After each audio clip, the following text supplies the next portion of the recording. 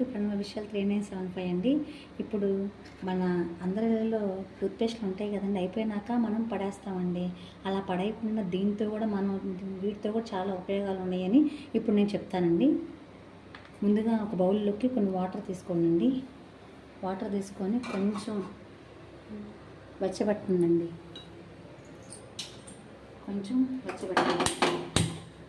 వెచ్చబెట్టుకున్నాక పాత టూత్పేస్ట్ని ఇలా కట్ చేసుకొని ముక్కలుగా వేడి నీళ్ళలో వేసుకోవాలండి. అవునండి, ఎలా అయిపోయింది, దీంట్లో ఉన్న పేస్ట్ అంతా దాంట్లోకి వెళ్ళిపోయిందండి అండి.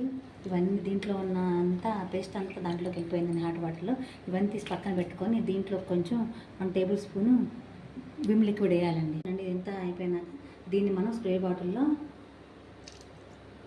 ఇట్లా పోసుకున్నాక దీంతో మనం వంట చేసినాక పొయ్యి మీద ఇట్లా స్ప్రే చేసుకోవాలి. అలా మీరేం చేస్తారో